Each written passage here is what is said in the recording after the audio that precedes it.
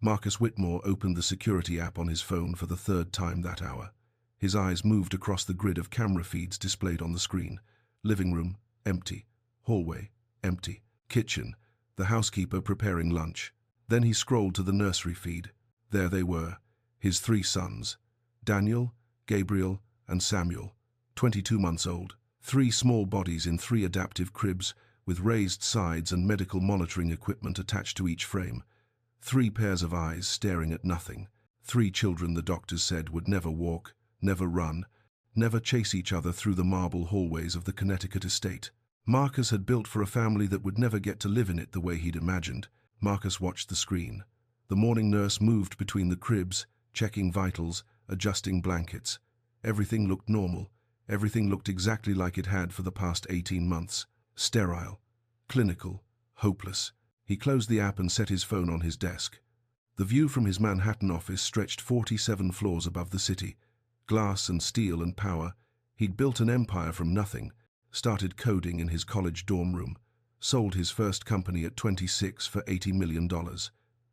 Built his second company into a $3 billion enterprise before he turned 35. Marcus Whitmore could solve any problem, except the one that mattered most. 2 years ago, everything changed. His wife, Elena, died 3 hours after delivering their triplet sons. Amniotic fluid embolism. The doctors said it was rare, unpredictable, unsurvivable. One moment she was laughing, telling Marcus she couldn't wait to hold them. The next moment, alarms were screaming and doctors were rushing in, and Marcus was being pushed out of the room while Elena's hand slipped from his. She never got to hold her sons, never got to see their faces, never got to know that all 3 of them had her dark hair and her delicate features. Marcus held them instead. 3 premature babies, each weighing less than 4 pounds. He stood in the NICU with a nurse showing him how to touch them through the incubator openings, how to let them feel his presence even though he couldn't hold them yet. "Talk to them," the nurse had said gently. "They know your voice." But Marcus didn't know what to say. Elena was supposed to be the one talking to them. Elena was supposed to be here. The boys stayed in the NICU for 6 weeks, and during week 4, the neurologist delivered the second blow. "Mr. Whitmore, we need to discuss the MRI results." Marcus had been sitting in a consultation room that smelled like disinfectant and despair. The neurologist, Dr. Patterson, was a kind woman with grey hair and sad eyes that had clearly delivered bad news too many times. All 3 boys show signs of periventricular leukomalacia. It's damage to the white matter of the brain, likely caused by oxygen deprivation during the complicated delivery. Marcus stared at her. "What does that mean?" "It means they have cerebral palsy, Mr. Whitmore. All 3 of them. Based on the extent of the damage, we're looking at spastic diplegia, possibly quadriplegia. Their legs will be most affected. Can it be fixed?" Dr. Patterson's face softened with sympathy. "No, the damage is permanent. With intensive therapy, they may gain some muscle control, but walking is highly unlikely. We need to prepare you for the probability that your sons will require wheelchairs for life." The word "never" landed like a stone in Marcus's chest. Never walk, never run, never play soccer in the backyard, or climb trees, or do any of the things he'd imagined doing with his sons. He'd sat in that sterile room and felt the last piece of hope he'd been clinging to die alongside his wife. The boys came home 3 months later. Marcus had converted the East Wing nursery into a medical facility. 3 cribs that could be adjusted electronically, monitors that tracked heart rate and breathing, a changing table with safety restraints. Everything the occupational therapist recommended. He hired the best specialists money could buy. Physical therapists came 3 times a week, occupational therapists twice a week. A developmental pediatrician evaluated them monthly. Marcus purchased equipment that cost more than most people's cars. Standing frames, adaptive toys, specialized mattresses designed to prevent pressure sores. Nothing changed. The boys didn't hit milestones, didn't roll over, didn't sit up, didn't reach for toys. They lay in their cribs with distant eyes and bodies that wouldn't cooperate with their brains. And Marcus, alone in his Connecticut mansion, started to accept what the doctors had told him. His sons would never stand, never walk, never be the children he dreamed of raising with Elena. He buried that dream right next to her. Then came the caregivers. In 18 months, Marcus had hired 9 different nannies and nurses. The first one quit after 3 weeks, said the atmosphere in the house was too depressing. She couldn't handle watching 3 babies who didn't respond to anything. The second one seemed competent until Marcus discovered she was taking photos of the boy's medical equipment and posting them on social media for sympathy and attention.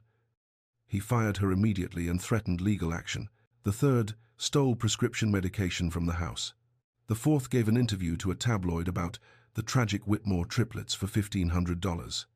The fifth quit without notice, just didn't show up one morning, left Marcus scrambling to find coverage while he had board meetings in Manhattan. Each betrayal carved away another piece of Marcus's ability to trust. Each failure made him harder, colder, more convinced that people only saw dollar signs when they looked at him and his sons. So he installed cameras everywhere, 23 cameras throughout the house, motion sensors in every hallway, live feeds he could access from his phone, his laptop, his tablet. He watched the footage at night, rewinding and zooming in, looking for the lie, the theft, the moment when whoever he'd hired would reveal their true intentions. Control became his only protection. If he couldn't trust people, he could at least watch them. By the time nanny number 9 quit, Marcus had stopped seeing caregivers as people. He saw them as risks, threats, failures waiting to happen. So when Isabella Morales walked through his front door on a cold October morning, Marcus didn't see a person. He saw the 10th mistake he'd be forced to correct. Isabella was 28 years old. She had dark hair pulled back in a simple braid, warm brown eyes, and calloused hands that suggested she understood hard work. Her resume listed 3 years of experience with special needs children in San Diego, 2 solid references from families who wrote glowing recommendations. Marcus barely glanced at the references. He'd learned that words on paper meant nothing. He conducted the interview in his office. Isabella sat across from him, hands folded in her lap, waiting patiently while he reviewed her file for the 3rd time. "You understand the situation," Marcus said without looking up. 3 boys, cerebral palsy, severe. They require round-the-clock care." "Yes, sir. They don't respond to stimulation, don't make eye contact, don't show typical developmental progress." "I understand. The last 9 caregivers failed. Some quit, some were fired for cause. This is not an easy position. I didn't expect it to be." Marcus finally looked at her. "I have very specific protocols. The boys follow a medical schedule, physical therapy exercises at 9 and 3, feeding schedule that cannot be altered, specific positioning requirements to prevent contractures. You will follow these protocols exactly. No improvising, no bonding, no emotional investment. Is that clear?" Something shifted in Isabella's eyes. Not defiance exactly, but something that looked like quiet disagreement. "Mr. Whitmore," she said carefully, "I understand your need for structure, but children aren't machines. Even children with significant disabilities respond to human connection." "The doctors have made their prognosis clear," Marcus said coldly. "My sons will not walk, will not improve beyond basic survival functions. Your job is to keep them safe and comfortable, not to give them false hope." Isabella held his gaze. "Hope isn't false just because the outcome is uncertain." Marcus's jaw tightened. "Follow the protocols, that's all I'm asking." Isabella nodded slowly. "I understand." But she didn't understand, or maybe she understood too well, because from her very first day, Isabella Morales didn't follow his protocols. CTA has shown. If you're enjoying this story so far, don't forget to hit the like button and subscribe. Drop a comment telling me where in the world you're watching from. I love hearing from you. Marcus watched her through the cameras that first night. The night nurse had briefed her on the evening routine. Bottles at 6, diaper changes at 7, lights dimmed by 8. The boys would cry sometimes, not because they were hungry or uncomfortable, but because that's what babies did. The protocol was to comfort them briefly, then let them self-soothe. Isabella followed the protocol exactly. For the first 3 nights. On night 4, Marcus pulled up the nursery feed around 10 p.m. The lights were dimmed as scheduled. The boys were in their cribs. But Isabella was still there. She sat in the rocking chair between the 3 cribs, a book open in her lap. She wasn't reading it, though. She was singing. Marcus turned up the volume on his laptop. Her voice was soft, barely above a whisper. A lullaby in Spanish, something old and gentle that Marcus didn't recognize. She sang it slowly, letting each word settle before moving to the next. Daniel's eyes were open. He was staring at the ceiling the way he always did, unfocused, distant. But as Isabella sang, his gaze shifted slightly, just a few degrees toward the sound. Marcus leaned closer to the screen. Isabella stood slowly and moved to Daniel's crib. She didn't pick him up, just placed her hand on his chest, letting him feel the warmth and pressure. "I see you, mi pequeño," she whispered. "I see you trying." She moved to Gabriel's crib next. Gabriel's eyes were closed, but his breathing changed when she touched his hand, became slower, calmer. Then Samuel, the smallest of the three. Isabella smoothed his dark hair back from his forehead with such gentleness it made Marcus's throat tight. "You're not broken, sweet boy," she murmured. "You're just waiting, and I'll wait with you." Marcus watched her spend 20 minutes just standing there, touching each boy, speaking words they probably couldn't understand, giving them something the medical protocols never mentioned. Presence. He should have called her immediately. Should have reminded her that extended nighttime interaction wasn't part of the schedule. The boys needed to learn to sleep independently. But he didn't call. He just watched. And something in his chest, something he'd locked away the day Elena died, cracked open just slightly. The next morning, Marcus reviewed the overnight footage. Isabella had stayed in the nursery until almost midnight, not doing therapy exercises or following any prescribed routine, just sitting with his sons, singing to them, talking to them like they could hear her. It bothered him, all of it. She was breaking protocol, operating on belief instead of medical science, setting everyone up for disappointment when the boys inevitably failed to respond. Marcus should fire her, call the agency, start the search for caregiver number 11. But he didn't, because when he pulled up the morning feed and saw Isabella entering the nursery at 7 a.m., he saw something he hadn't seen in 18 months. Samuel smiled. It was small, just a slight upturn at the corners of his mouth. It disappeared almost immediately, but Marcus saw it clearly on the screen. His youngest son had smiled at Isabella Morales. Marcus sat back in his chair, his hands shaking. The doctors said the boys had limited cognitive function, said they couldn't form attachments or recognize caregivers, said their brains were too damaged for typical social development. But Samuel had smiled. Marcus closed the laptop and sat in the silence of his office. His mind was screaming at him to maintain control, to stick to the protocols, to not allow hope to creep back in, because hope was dangerous and hope would destroy him when it inevitably failed. But a quieter voice, one that sounded like Elena, whispered something different. What if she's right? What if the doctors don't know everything? What if your sons are waiting for someone who believes in them? Marcus pressed his palms against his eyes.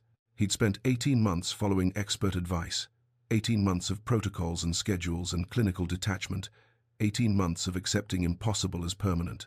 And in 4 days, a woman who made $15 an hour had gotten his son to smile. Marcus didn't know what to do with that information, didn't know how to process it, didn't know whether to feel grateful or terrified. So he did what he always did when things felt out of control. He watched. Every night for the next 2 weeks, Marcus sat in his office and pulled up hours of footage. He watched Isabella with his sons during the day, during the night, during the in-between moments when she thought no one was paying attention. She sang to them constantly, different songs each time, lullabies, church hymns, old folk songs her grandmother had taught her. She told them stories about her childhood in San Diego, about her large family, about her faith that God had plans, even when those plans were hard to see. She talked to them like they understood every word, like their inability to respond didn't mean they weren't listening.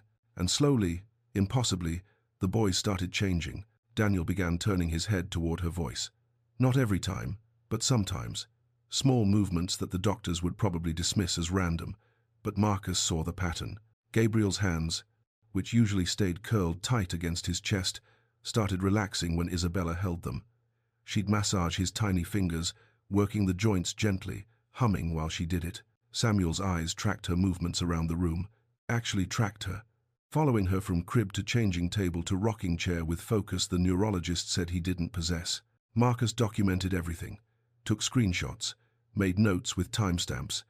He told himself it was for medical purposes, to show the therapists at their next appointment. But that wasn't true. He was documenting it because he needed proof that what he was seeing was real, that he wasn't imagining improvements because he desperately wanted them to exist. 3 weeks after Isabella started, the physical therapist arrived for the boys' session. Marcus watched through the camera as Melissa Chen, who'd been working with the boys since they came home from the hospital, examined each child.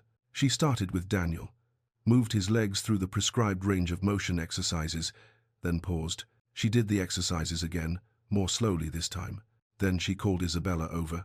Marcus couldn't hear the conversation clearly, but he caught fragments. Increased muscle tone.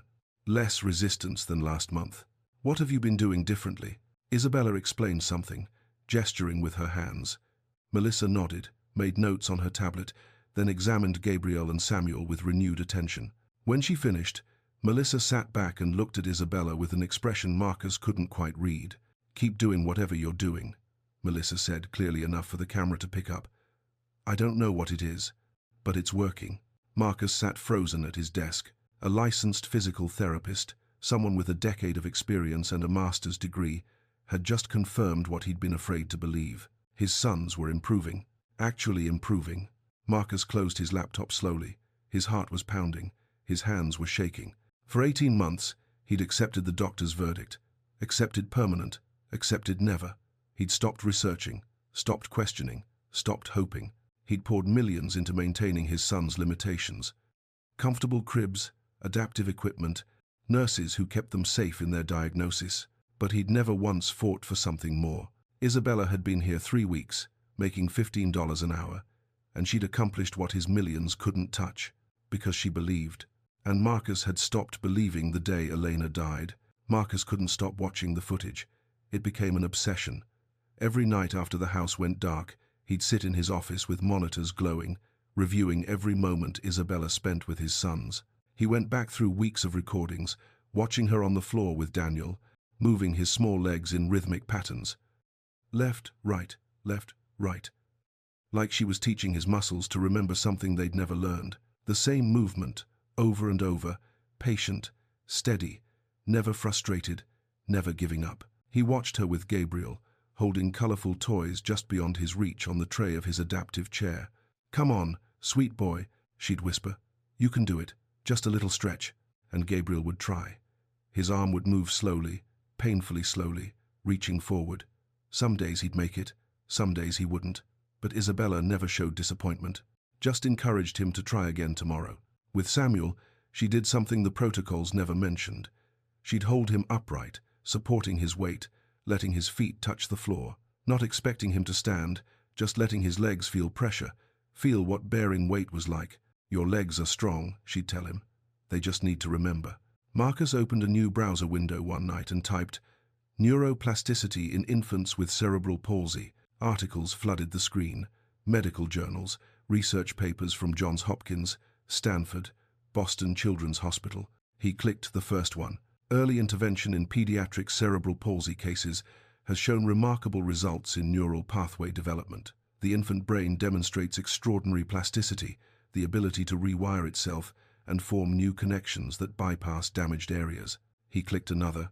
Repetitive motor pattern training can stimulate the brain to create alternate neural pathways. Consistent, targeted intervention during the critical first 2 years of life offers the greatest potential for mobility, outcomes exceeding initial prognosis. And another.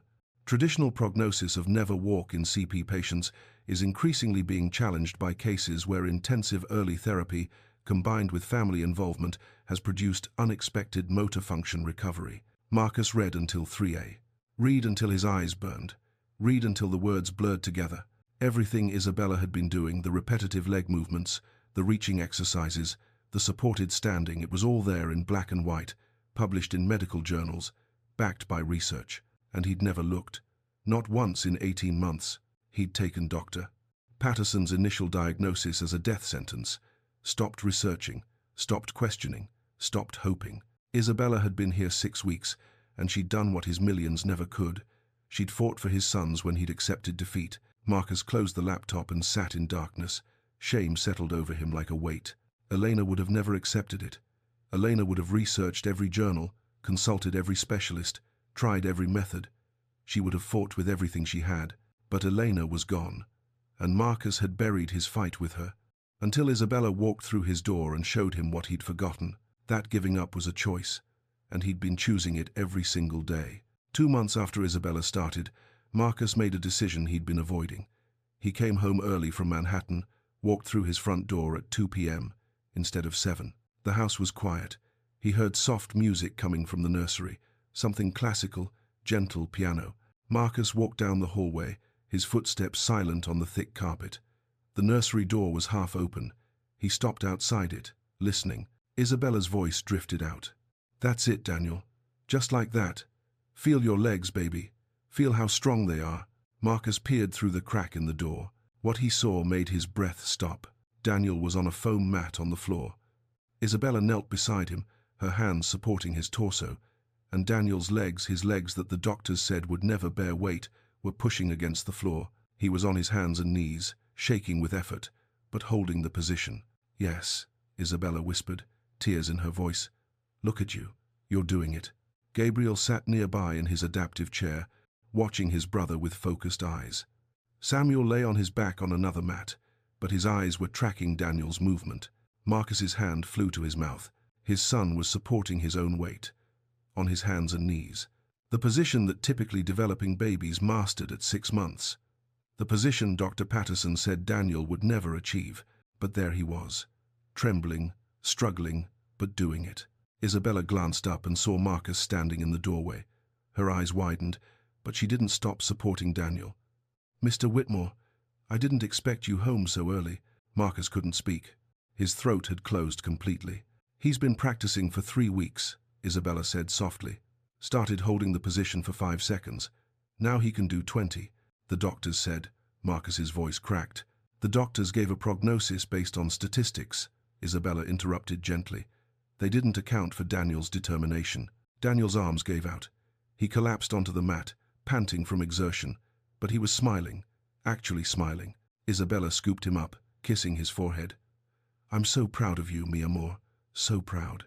Marcus watched her hold his son, watched Daniel relax into her arms like he felt safe there, like he trusted her completely. Something broke open in Marcus's chest. The final wall, the last barrier. He walked into the nursery slowly. Isabella watched him, uncertain. Marcus knelt beside the mat where Daniel had just been. He looked at his son in Isabella's arms, then at Gabriel, then at Samuel. "Show me," he whispered. "Show me what you've been teaching them." Isabella's eyes filled with tears. She nodded. For the next hour, she walked Marcus through everything. The motor pattern training, the reaching exercises, the supported standing.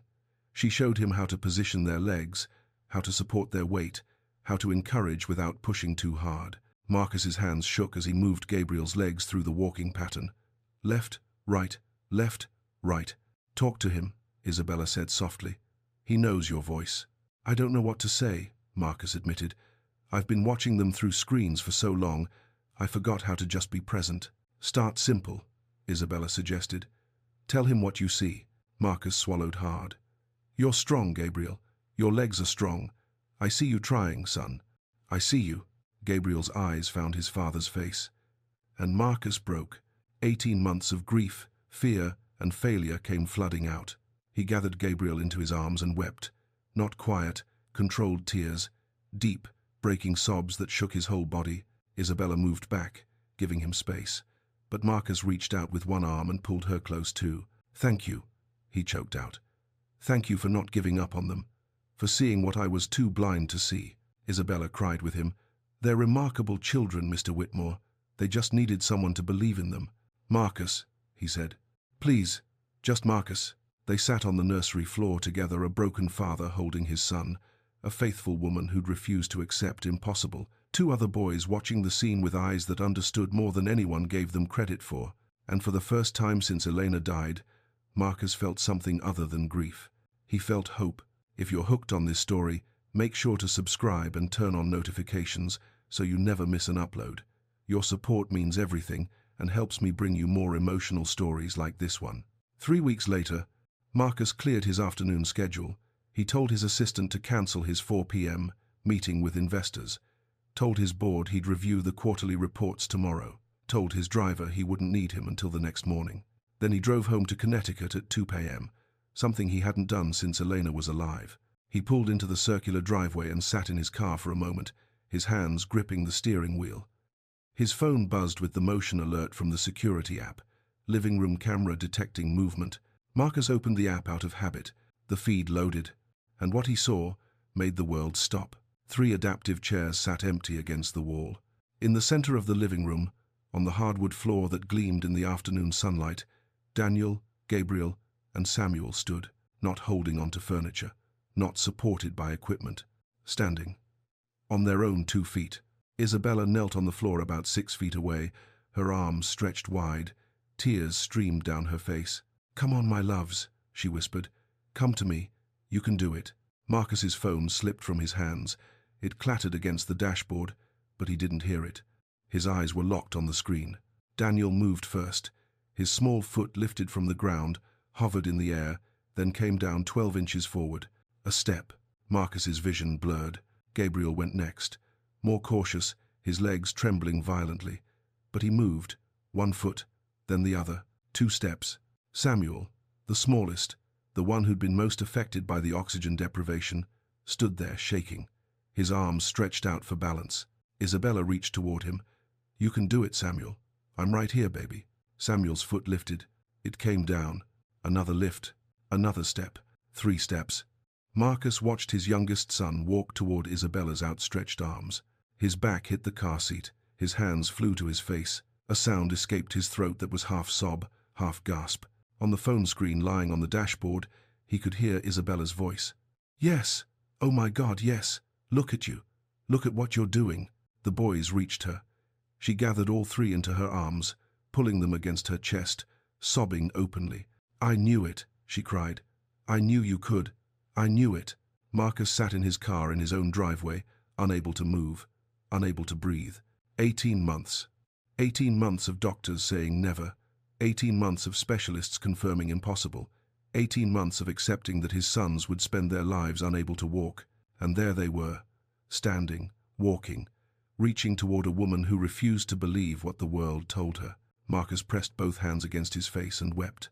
Every failure, every night spent watching screens instead of holding his sons, every moment he'd chosen fear over faith, the shame, the grief, the hope he'd buried so deep he forgot it existed. It all came flooding out. His sons could walk.